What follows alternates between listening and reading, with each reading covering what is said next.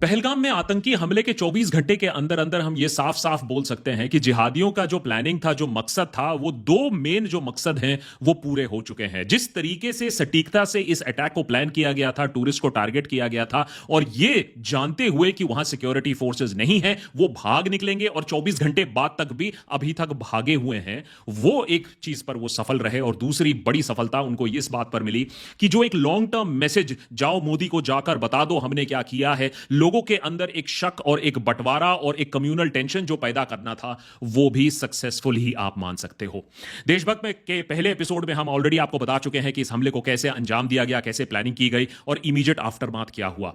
लेकिन अब 24 घंटे के बाद इस बात पर भी सवाल उठाना जरूरी हो चुका है कि इस हमले का जिम्मेदार कौन है, इसके लिए जिम्मेदारी कौन लेगा, इसमें सिक्योरिटी लैप्सेस कौन होगी, उसकी जिम्मेदारी कौन लेगा, और इंडिया इस सब के बीच में क्या कर सकता है। लेकिन उससे पहले जो शक का माहौल और कम्युनल माहौल जो पैदा हो चुका है पिछले 24 घंटों के अंदर, उसे भी एड्रेस करना जरूरी है।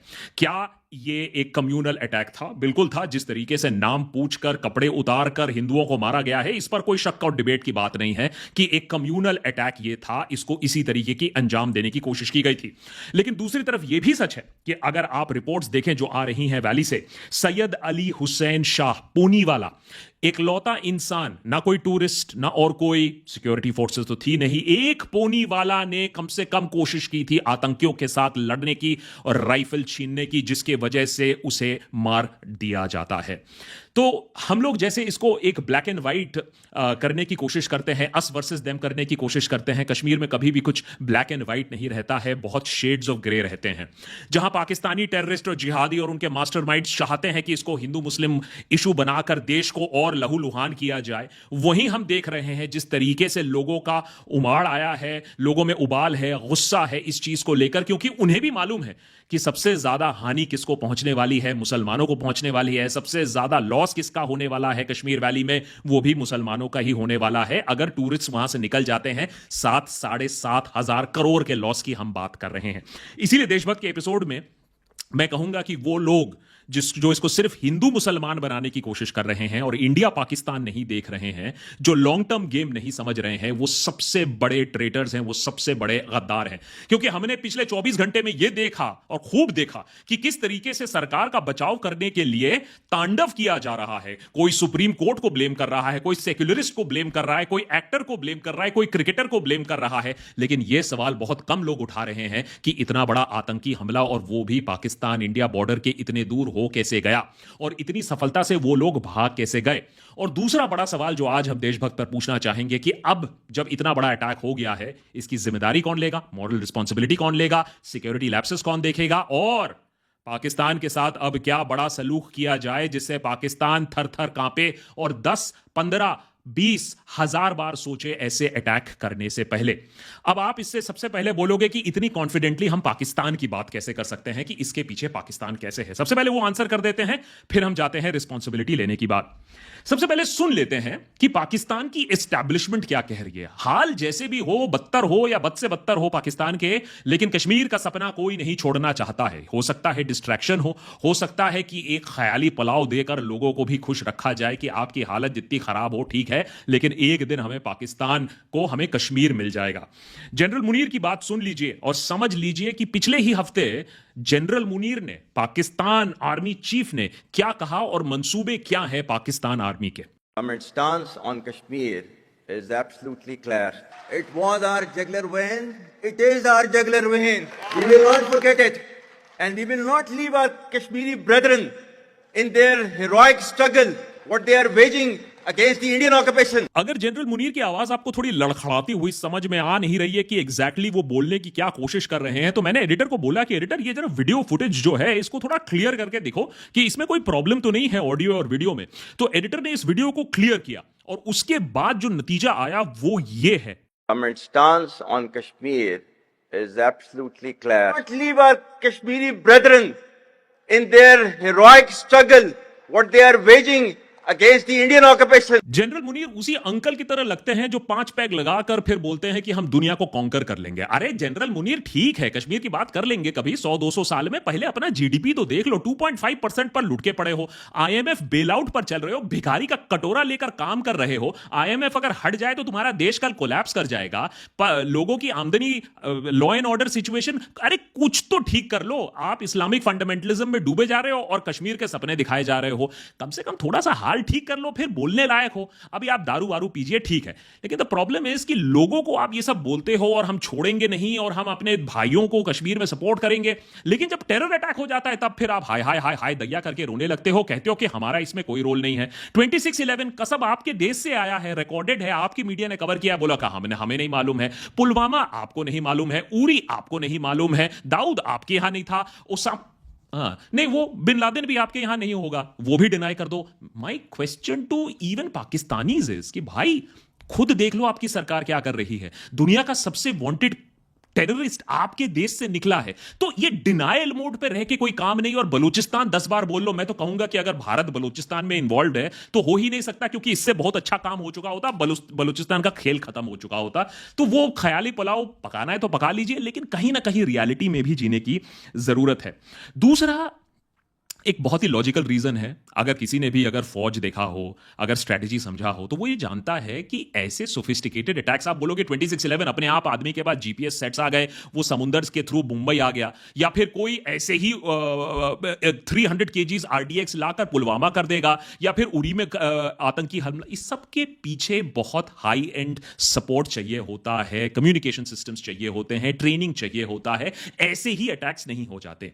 और हाँ, बात सही है कि हाइब्रिड टेररिस्ट भी हैं, लोकल टेररिस्ट भी जन्मे हैं, लेकिन उनको पकड़ना इतना मुश्किल नहीं होता है। 24 घंटे हो गए, ये बंदे कहां से गायब हो गए, तो सोचिए कितनी सटीक तरीके से प्लानिंग हुई और एग्जीक्यूशन के बाद निकलने के रास्ते भी तय थे। तो क्लियरली इसके पीछे बहुत बड़ा एक मास्टरमाइंड है, हाथ है, सपोर्ट स्ट्रक्चर एंड सिस्टम है। एंड फाइनली तीसरा पॉइंट बहुत ही कॉमन सेंसिकल पॉइंट है जो कश्मीर की इकोनॉमी को समझता है। कश्मीर, अगर आप 25 साल का भी हिस्ट्री खंगाल के देख लोगे तो सिटीजन्स पर हमला नहीं होता है इतना ज्यादा, टूरिस्ट पर तो हमला नहीं होता है। सोचिए 25 साल में वर्स्ट अटैक ऑन सिटीजन्स है, जहां 28 लोग मारे गए हैं। अब 2001 के बाद इतना बड़ा अटैक क्यों होता है और टूरिस्ट को क्यों टारगेट किया जाता है? जो लोकल टेररिस्ट होगा, हाइब्रिड टेररिस्ट होगा, अगर उसे ब्रेन वॉश भी कर दिया गया हो, और पिछले बार हुआ भी ऐसा है, लेकिन कभी वो टूरिस्ट को अटैक नहीं करता है, बिकॉज 7,500 करोड़ रुपए second highest income stream Jammu and Kashmir का, उस वैली का आपका टूरिज्म है, हॉर्टिकल्चर के बाद टूरिज्म है। अपने पैर पर कोई कुल्हाड़ी नहीं मारता है। अगर डोमेस्टिक टेरर भी होता है, हाइब्रिड टेररिस्ट भी होता है, ब्रेन वॉश टेररिस्ट भी होता है, वो ऐसा काम नहीं करता। तो क्या डेस्पिरेशन हो गई पाकिस्तान को कि भैया इतने सारे अगर टूरिस्ट आने लगे, 50-50 हजार टूरिस्ट अगर इस रीजन में आने लगे तो दिक्कत तो जरूर हो जाएगी। तो इसी के लिए पाकिस्तान पर सवाल तो काफी उठते हैं उनकी हिस्ट्री और ट्रैक रिकॉर्ड देखते हुए। लेकिन मैं ये नहीं कहूंगा कि सवाल भारत सरकार पर नहीं उठते हैं। भारत सरकार को भी बहुत सारे सवालों का जवाब देना होगा। पाकिस्तान के साथ तो निपटेंगे ही, बिल्कुल निपटेंगे, लेकिन कुछ अनकंफर्टेबल सवालों का जवाब हमें भी देना होगा। अब चाहे इसके लिए जूते पड़े या मदर सिस्टर सुनना पड़े, लेकिन ये सवाल पूछने जरूरी है, क्योंकि पुलवामा के बाद ये सवाल हमने नहीं पूछे थे। पुलवामा के बाद सर्जिकल स्ट्राइक तो जरूर हो गया, लेकिन पुलवामा में 300 किलोग्राम RDX कैसे पहुंचा? पुलवामा की इंटरनल इंफॉर्मेशन कहां से निकली? पुलवामा की मॉरल रिस्पॉन्सिबिलिटी किसने ली? उन सब सवालों के जवाब आज तक हमारे पास है नहीं, जिसकी वजह से आज हम देख रहे हैं पहलगाम में क्या हुआ। कुछ सवाल हैं, अगर अनकंफर्टेबल लगे तो माफ कीजिएगा, लेकिन सबसे पहला सवाल मैं पूछना चाहूंगा कि 2000 लोग यहां जो हैं, उसके लिए आपके पास कोई सिक्योरिटी अपैरेटस क्यों नहीं थी? इतनी बड़ी इंटेलिजेंस फेलियर आपके पास कैसे हो गई कि आप बोल रहे हो कि टूरिस्ट सीजन शुरू हो रहा है, हजारों लाखों की संख्या में लोग आ रहे हैं, और आपके पास एक भी इंफॉर्मेशन नहीं पहुंची कि इतना बड़ा एक अटैक प्लान हो रहा है?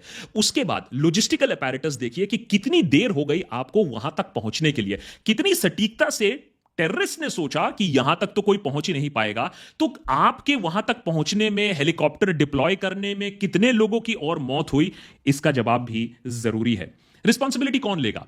अटैक तो हुआ है, चलिए मान लिया आपने बहुत सारी गाली गलौज सुना दी, हिंदुओं को टारगेट किया गया है, उस पर भी कोई शक नहीं, हमने पहले ही बता दिया, कलमा भी पढ़ने को बोला, कपड़े भी उतारे गए, आईडी कार्ड भी देखे गए, मान लिया that there is a religious angle to it. लेकिन रिलीजियस एंगल के बाद भी सवाल तब भी उठता है, ये अटैक कैसे हो पाया, इसकी मॉरल रिस्पॉन्सिबिलिटी कौन लेगा? हमारे सिस्टम में रिस्पॉन्सिबिलिटी लेने की आदत क्यों नहीं है, चाहे वो ट्रेन एक्सीडेंट्स हो या वो टेरर अटैक हो? क्या इसके लिए भी हम फिर नेहरू या बाबर या औरंगजेब या ब्रिटिशर्स को ब्लेम करेंगे, या बोलेंगे हां किसी की तो रिस्पॉन्सिबिलिटी यहां बनती है कि इतना बोलने के बाद, और आपने बोला है ये बात, रिकॉर्ड पर बोला है कि हमने काबू पा लिया है टेरर सिचुएशन पर, सिचुएशन नॉर्मल हो गई है, टूरिस्ट बेखौफ यहां जा सकते हैं, तो फिर इसके लिए रिस्पॉन्सिबिलिटी कौन लेगा? ये एक अनकंफर्टेबल सवाल है, लेकिन इसका जवाब हमें जरूर चाहिए।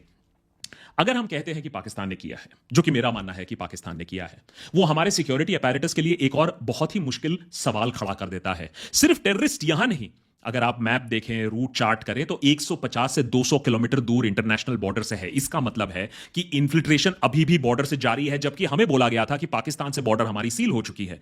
और दूसरी बात कि इतना लंबा रास्ता तय करके, यह नहीं कि सिर्फ पहलगाम में यह इंसिडेंट हुआ है, आपने बॉर्डर पार किया है, 100-200 किलोमीटर आप डिस्टेंस क्रॉस करके यहां अटैक कर रहे हो, और फिर 24 घंटे तक आपको कोई पकड़ नहीं पाता है। मैं देर तक वेट करके यह एपिसोड रिकॉर्ड कर रहा हूं, आशा करता हूं जब तक आप यह एपिसोड देख रहे हो तब तक कोई ब्रेक थ्रू मिला हो। अभी तक हमारे पास फोटोज हैं जो सरकार ने रिलीज किए हैं, जो 2 इन्फिल्ट्रेटर्स हैं और जो 2 द रेजिस्टेंस फ्रंट के जो चूहे हैं, लश्कर तोयबा का शैडो ऑर्गेनाइजेशन, जिससे लश्कर तोयबा के ऊपर और आंच ना लगे फाइनेंशियल, और उस पर हम आते हैं कि हम आंच कैसे लगा सकते हैं। लेकिन अभी तक फोटो जारी किया है, आशा करता हूं कि इस एपिसोड को पब्लिश करते करते इस पर भी हमें ब्रेक थ्रू मिले।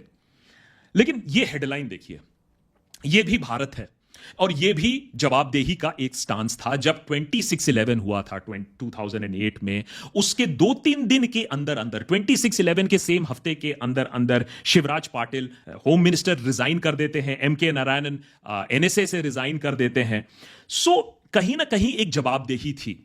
मैं ये नहीं बोल रहा हूं कि ये 26/11 है, मैं कंपेयर भी नहीं कर रहा हूं, मैं ये भी नहीं बोल रहा हूं कि किसी को रिजाइन देना है, अभी देना है, जरूरी है, लेकिन कहीं ना कहीं रिस्पॉन्सिबिलिटी तो बनती है। अच्छा चलिए, रिस्पॉन्सिबिलिटी नहीं बनती है, कहीं ना कहीं हम सवाल पूछ सकते हैं या सवाल भी नहीं पूछ सकते, क्योंकि अगर आप अमित शाह की बिहेवियर देखो, जिस तरीके से मीडिया ने भी दर्शाने की कोशिश की है, वही मीडिया जो चढ़ चुका था यूपीए के ऊपर, जो चढ़ चुका था शिवराज पाटिल के ऊपर, वही मीडिया इस तरीके से अमित शाह की एक्टिविटीज को दर्शा रही है जैसे उन्होंने कोई किला फतेह करके रखा हो, इलेक्शन जीत कर आ रहे हो, 50-60 गाड़ियों का कॉन्वॉय चल रहा है, उसी से 10 गाड़ियां अगर वहां होती पहलगाम में तो यह सिचुएशन ना होता। हेलीकॉप्टर से टूरिंग हो रही है, रेड कारपेट लगाए जा रहे हैं। ऑप्टिक्स तो इतना तो हमें भी समझ में आता है कि इस दुखद घटना के समय आप अपनी फुटेज ना बढ़ाएं, अपनी ऑप्टिक्स ना देखें, लेकिन ये सारी चीजें हो रही हैं। चलिए ये भी मान लेते हैं, क्या सरकार को यह बात समझ में नहीं आई कि इतना बड़ा टेरर अटैक हुआ है, 28 लोग मारे गए हैं, वहां जेडी वैंस के लिए नचनिया है, वहां नरेंद्र मोदी सऊदी अरेबिया में नाच देख रहे हैं, कम से कम नाच गाने का प्रोग्राम तो बंद कर दो भाई, इतने लोग मारे गए हैं, या इसमें भी फोटो अपॉर्चुनिटी और ऑप्टिक्स आपके लिए ज्यादा इंपॉर्टेंट है? ये कुछ सवाल जरूर है। इस अटैक को लेकर मेरे पास कुछ सवाल हैं, अगर बुरा ना माने तो मैं पूछना चाहूंगा। 2000 लोग और सिक्योरिटी फोर्स 0, ये जानबूझ के किया गया था, इंटरनल हेल्प के साथ किया गया था, या इतनी बड़ी ब्लंडर है, इसकी रिस्पॉन्सिबिलिटी किसी ना किसी को तो लेनी पड़ेगी? क्या लोकल सपोर्ट था? बहुत लोग मानते हैं, मैं भी बोलता हूं कि लोकल सपोर्ट जरूर है। इसका मतलब यह नहीं है कि हम बैठकर बोले कि जम्मू एंड कश्मीर को ही अबैंडन कर दिया जाए, सारा टूरिस्ट हम छोड़ देते हैं और ये स्टेट मर जाए। लेकिन जो लोकल सपोर्ट है, उस लोकल सपोर्ट को देखने की दरकार है कि क्यों ये लोकल सपोर्ट यहां था, ये लोकल सपोर्ट तक हम पहुंच क्यों नहीं पाए। इसका मतलब है कि अभी भी इनरोड्स हम बना नहीं पाए हैं। कश्मीर को जीतने का, कश्मीर को कंट्रोल करने का, कश्मीर के साथ डील करने का एक पुराना फॉर्मूला है guns plus heart, guns plus rose. वो दिलों तक हम पहुंच नहीं पाए हैं, लेकिन गन के बूते पर आप उतना नहीं चल सकते हो, यह बात भी समझने की जरूरत है। कितने लोग मारे गए डिले में, कि जब आपने सिक्योरिटी अपैरेटस वहां थी नहीं, तो फिर हेलीकॉप्टर जब आपने लगाया तो कितने लोग मारे गए। टूरिज्म एकदम नॉर्मल हो चुका है, टेररिज्म खत्म हो चुका है, ये किसने कहा, क्यों कहा, क्या लोगों को झूठ बोला गया था? जीडी बख्शी एक डिबेट में एक सही चीज बोलते हैं कि किस तरीके से हमारी रिक्रूटमेंट कोविड के बाद कम हुई है और उसी का खामियाजा यहां भुगतना पड़ा है। क्या यह सच है कि किसी वजह से हमने रिक्रूटमेंट कम होने के वजह से अग्निवीर स्कीम के चलते ये हमें तो भुगतना नहीं पड़ा? और हां, यह बात भी सही है कि अगर आप इसको कम्युनल एंगल से भी देखते हो तो क्या सरकार इस बात से अग्री कर रही है जो हम ऑनलाइन मीडिया पर देख रहे हैं कि कश्मीर को बॉयकॉट कर दो, यहां हम जाएंगे नहीं? क्योंकि टेररिस्ट तो यही चाहते हैं, टेररिस्ट तो यही चाहते हैं कि एक ये हिंदू मुसलमान इशू बन जाए, ये कम्युनल इशू बन जाए और कश्मीर को बॉयकॉट कर दिया जाए, टूरिस्ट ना जाए। तो जो सोशल मीडिया पर ये चल रहा है, ये जो पागलपंती चल रही है सोशल मीडिया में, टूरिस्ट को रोको, वो तो टेररिस्ट के लिए सबसे बढ़िया चीज है। वही तो वो सुनना चाहते हैं। क्या सरकार भी यही चाहती है या सरकार इसे इस्तेमाल कर रही है इसीलिए क्योंकि मेरे ऊपर सवाल नहीं आ रहा है, सरकार के ऊपर सवाल नहीं आ रहा है, चलो लोग तुम लोग आपस में लड़ते रहो? ये सोचने वाली और समझने वाली बात है। कहीं ना कहीं तो मैं ये बोलूंगा कि चलिए हम पास रिकॉर्ड की भी बात नहीं करते हैं, चाहे वो कंट्रोवर्शियल है ही है, लेकिन एनएसए की उम्र, डोभाल साहब की उम्र 80 साल की हो गई है। Time for some fresh blood. आप एक रोल पे आ जाइए, आप एक मेंटोर के रोल पर आ जाइए, लेकिन ऑब्वियसली हमें और प्रोएक्टिव लोग चाहिए ऑन द ग्राउंड। चलिए ये तो बात हो गई कुछ सवाल के। आई होप दैट ये सवाल हम पूछें, लेकिन पाकिस्तान की जवाबदेही कहां चली जाएगी? कहीं ना कहीं तो हमें यह भी बताना होगा कि बॉस ये तो ना चल पाएगा। और अगर आप अभी भी उसी सुर पर अटके हो कि नहीं इसमें पाकिस्तान का कुछ नहीं करना धरना है, तो आपको कोई बचा नहीं सकता है। लेकिन साफ साफ बात है कि पाकिस्तान बहुत सालों से टेरर स्टेट की कगार पर खड़ा था। उसे टेरर स्टेट डिक्लेयर करने के कोशिशें हुई हैं, लेकिन वॉर ऑन टेरर के चलते अमेरिका को एक टाइम पर दरकार थी पाकिस्तान की, चाइना का सपोर्ट था। क्या अमेरिका आज पाकिस्तान को सपोर्ट करेगा? शायद नहीं। डोनाल्ड ट्रंप तो क्लियरली ये बात बोल चुके हैं कि वो इंडिया के साथ खड़े हुए हैं। क्या हम चाइना को ओवरकम करके फिर से पाकिस्तान को टेरर स्टेट डिक्लेयर करा सकते हैं? क्योंकि याद रखिए, उसामा बिन लादेन तो सिर्फ एक ही एग्जांपल है। दुनिया भर के सारे टेररिस्ट तो वहीं पड़े हुए हैं। रिटायरमेंट होम बना दिया है टेररिस्टों ने अपना वहां। मसूद अजहर, जैश ए मोहम्मद के वहीं पड़े हुए हैं। आईएसआई के पालतू 2019 पुलवामा, 2001 पार्लियामेंट अटैक, कुख्यात टेररिस्ट आराम से घूमते फिरते हैं, हाल ही में स्पीच भी देते हुए नजर आए। इनको क्यों छोड़ा जाए? इनको डिमांड किया जाए कि जैसे तहव्वुर राना को अमेरिका से हमने डिपोर्ट कराया, वैसे पाकिस्तान भी हमें ये भेजे। हाफिज सईद, जिनका ये नाजायज औलाद अभी है, ये है द रेजिस्टेंस फ्रंट, इनको क्यों छोड़ के रखें? 26/11 अटैक प्लान करके वहां बैठे हुए हैं। इनको भी बोला जाए कि बॉस ये या तो दिखेंगे या तो हम एरियल स्ट्राइक करेंगे इनके ऊपर, या तो इनको हैंड ओवर कर दो। सिविलियन मौतें होंगी तो होंगी, क्योंकि एक बात समझने की दरकार है कि ये एक मिलिट्री स्ट्राइक या मिलिट्री इंस्टॉलेशन के ऊपर स्ट्राइक नहीं था, सिविलियंस के ऊपर डायरेक्टेड टारगेटेड स्ट्राइक था। ये पूरा डायनामिक्स चेंज कर सकता है कि भारत अब क्या कर सकता है, क्या नहीं कर सकता है, कोलैटरल डैमेज हो सकता है या कोलैटरल डैमेज नहीं हो सकता है। सप्लाई लाइंस आप हिट कर सकते हो, जो चीजें पाकिस्तान में आ रही हैं या जा रही हैं। आप पाकिस्तान ऑक्यूपाइड कश्मीर में आपने ऑलरेडी संसद में बोल के रखा है कि आप एक्शन लोगे, आप वहां एक्शन ले सकते हो। आप इंफ्रास्ट्रक्चर प्रोजेक्ट्स हिट कर सकते हो पाकिस्तान के। और मोस्ट इंपॉर्टेंटली जिस चीज पर मैं हमेशा फोकस करता हूं, 2018 से लेकर 2022 तक फाइनेंशियल एक्शन टास्क फोर्स ने पाकिस्तान को ग्रे लिस्ट में डालकर रखा था। पाकिस्तान को फिर से ग्रे लिस्ट में डालते हैं, उनकी फॉरेन फंडिंग रुकवा देते हैं, IMF से फंडिंग रुकवा देते हैं, खुद ही फिर कटोरा लेकर रास्ते पर आ जाएंगे। और अगर मैं ये शब्द इस्तेमाल कर रहा हूं, मैं ये शब्द पाकिस्तान सरकार के लिए इस्तेमाल कर रहा हूं। पाकिस्तान के लोग भी परेशान आ चुके हैं जिस तरीके से डीप स्टेट काम करता है, जिस तरीके से एक्स्ट्रा जुडिशियल, एक्स्ट्रा कॉन्स्टिट्यूशनल तरीके से पाकिस्तान आर्मी, ISI और उनके जो पिट्ठू हैं वो काम करते हैं। इसको चेंज करने का वक्त अब आ चुका है। एंड में बस मैं यही बोलूंगा कि टाइम आ चुका है कि सरकार, और मैं मानता हूं सरकार कैपेबल है, लेकिन मैं मानता हूं कि सरकार अपनी कैपेबिलिटी और कहीं दिखा रही है। अगर गृह मंत्री गृह के बारे में देखें और पॉलिटिक्स के बारे में थोड़ा कम देखें तो हमारा होम डिपार्टमेंट बिल्कुल सेफ हो सकता है, हमारा देश सेफ रह सकता है। अगर सरकार की एजेंसीज दूसरे को धमकाएं, देश से बाहर के एजेंट्स को धमकाए, ना कि वॉइसेस ऑफ ऑपोजिशन को धमकाए, तो बहुत ज्यादा भला हो सकता है देश का। प्रॉब्लम यह हो गया है कि हमारा जो फोकस है वो पॉलिटिक्स में और लोगों को दबाने में बहुत ज्यादा निकल गया है, जबकि जो टेररिस्ट्स हैं जिस तरीके से वो प्लानिंग करते हैं, जिस आराम तरीके से उन्होंने अटैक करके भागे हैं, उससे क्लियरली दिखा दिया है कि एक शिफ्ट की, एक फोकस शिफ्ट की जरूर दरकार है।